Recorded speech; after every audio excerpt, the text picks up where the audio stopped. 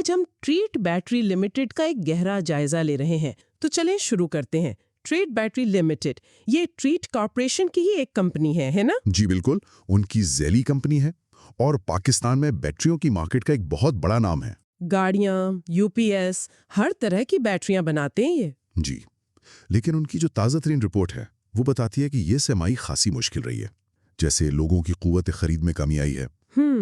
مہنگائی کی وجہ سے؟ جی، پھر مارکیٹ میں مقابلہ بڑھ گیا ہے، ملک کے کچھ حصوں میں سیلاب آئے، اور ایک دلچسپ بات یہ ہے کہ لوڈ شیڈنگ میں کمی کی وجہ سے بیک اپ بیٹریوں کی طلب بھی کم ہوئی ہے۔ اچھا، تو یہ سب تو بیرونی چیلنجز ہیں، لیکن یہاں ایک دلچسپ موڑ بھی ہے۔ جی، ان تمام مشکلات کے باوجود کمپنی نے مستقبل کی طرف ایک بڑا قدم اٹھانے کا اعلان کیا ہے۔ انہوں نے چین کی ایک company high star digital energy کے ساتھ مل کر پاکستان میں لیتھیم آئن بیٹریاں لانے کا معاہدہ کیا ہے۔ ہاں، یہ ایک بڑی خبر ہے۔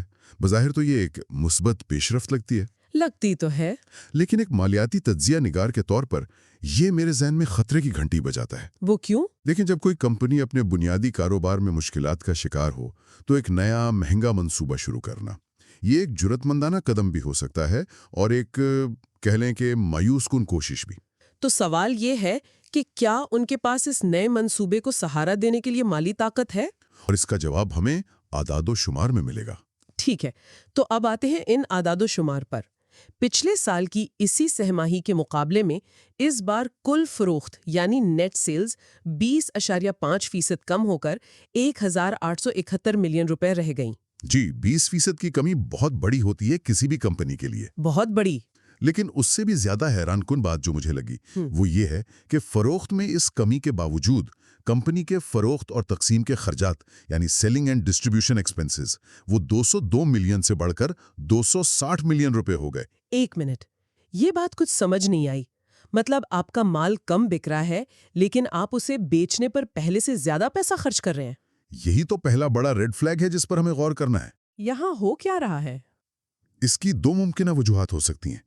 یا تو مارکیٹ میں مقابلہ اتنا شدید ہو گیا ہے کہ انہیں اپنا مارکیٹ شیئر بچانے کے لیے اشتہارات پر بے تحاشا پیسہ خرچ کرنا پڑ رہا ہو، جس کا کوئی فائدہ نہیں ہو رہا۔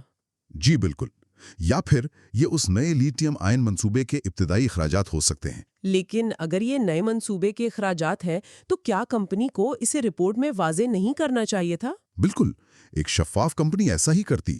اس کی عدم موجودگی یہ ظاہر کرتی ہے کہ یہ غالباً بنیادی کاروبار کو بچانے کی ایک مہنگی اور ناکام کوشش ہے، اور اس کا نتیجہ ہمیں آپریٹنگ منافع میں صاف نظر آتا ہے۔ اس بار گر کر صرف 1.7 ملین روپے رہ گیا ہے۔ 1.7 ملین؟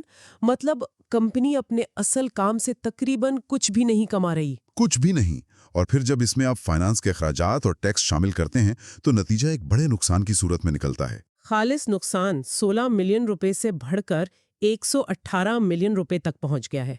یہ تو 630% کا اضافہ ہے۔ جی، تو منافع اور نقصان کا حساب ایک بہت ہی بری تصویر پیش کر رہا ہے، لیکن جیسا کہ کہتے ہیں revenue is vanity, profit is sanity, but cash is reality. اصل حقیقت کیش میں ہے۔ جی، اصل حقیقت ہمیں کیش فلو سٹیٹمنٹ میں نظر آئے گی۔ تو 118 ملین کا نقصان ایک بہت بڑا عدد ہے، لیکن اصل سوال یہ ہے کہ کیا یہ صرف کاغذی نقصان ہے یا کمپنی حقیقت میں کیش چلا رہی ہے؟ اور یہاں کہانی اور بھی زیادہ سنگین ہو جاتی ہے۔ اچھا، net cash used in operating activities وہ 1 ارب روپے رہا۔ یہ فرق تو بہت ہی زیادہ ہے۔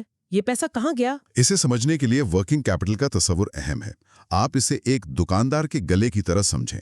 ٹھیک ہے۔ اگر آپ کا سارا پیسہ ادھار پر دیے گئے سامان اور گودام میں پڑے سٹاک میں پھنس گیا ہے تو روزمرہ کے خرچے چلانے کے لیے آپ کے گلے میں کیش نہیں بچے گا، چاہے آپ کاغذ پر منافع میں ہی کیوں نہ ہو۔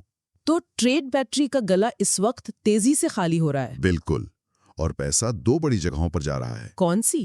پہلا، ان کا سٹاک ان ٹریڈ 537 ملین روپے سے بڑھ گیا ہے۔ آدھے ارب سے زیادہ کا سٹاک؟ جی، اب سوال یہ ہے کہ اگر آپ کی فروخت 20% کم ہو رہی ہے تو آپ اتنا اضافی سٹاک کیوں جمع کر رہے ہیں؟ کیا یہ مال بک نہیں رہا؟ یہی لگتا ہے، یا تو یہ مینجمنٹ کی طرف سے غلط پیش گوئی ہے، یا اس سے بھی بدتر، کیا وہ ڈیلرز کو مال بھیج رہے ہیں جو بک نہیں رہا، सिर्फ अपनी सहमाही सेल्स को सहारा देने के लिए? जिसे चैनल स्टफिंग कहते हैं। बिल्कुल, ये उसकी एक क्लासिक अलामत हो सकती है। और दूसरी जगह कौन सी है जहां पैसा फंसा हुआ है? दूसरी जगह है उनके तिजारती कर्जदार यानी ट्रेड डेटर्स।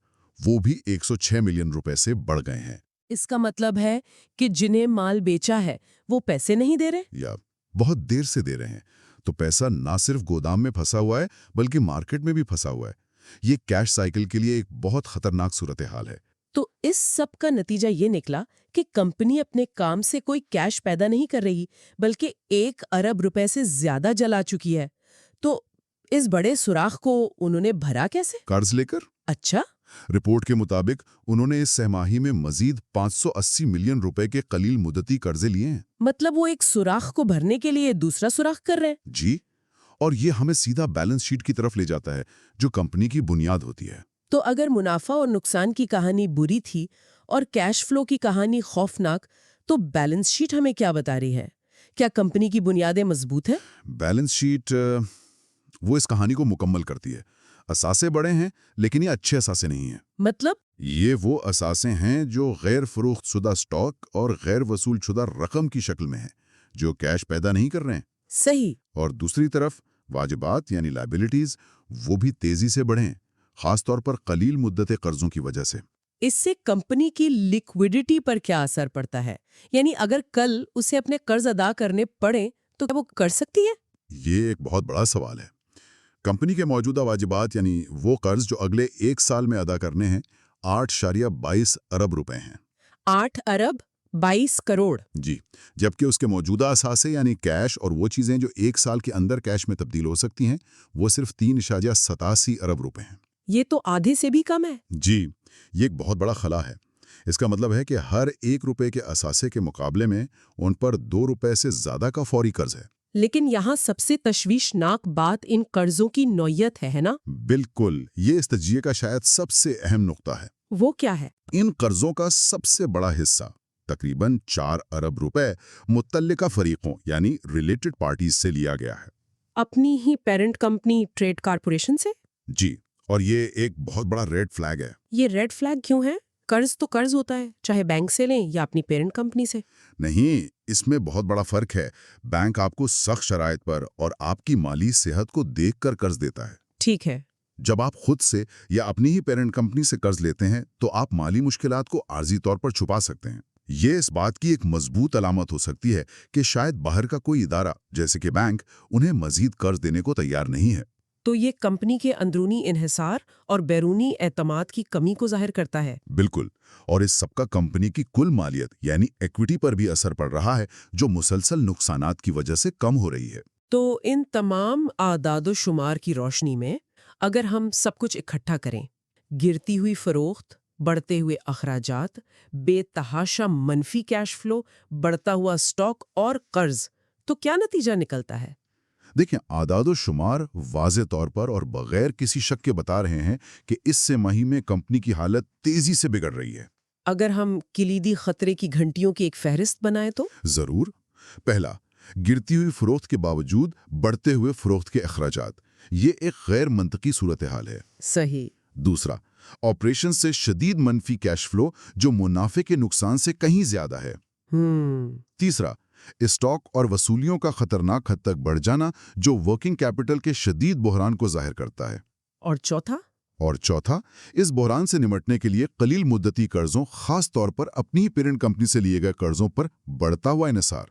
अब हम वापस उस लिथियम आयन बैटरी के मंसूबे पर आते हैं। जी।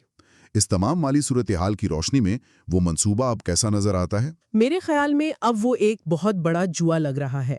एक ऐसी कंपनी जो अपने बुनियादी कारोबार को चलाने के लिए कैश पैदा नहीं कर पा रही, वो एक नए और महंगे मंसूबे में कैसे कामयाब होगी? यही वो हतमी सवाल है जो हर सरमायाकार को खुद से पूछना चाहिए।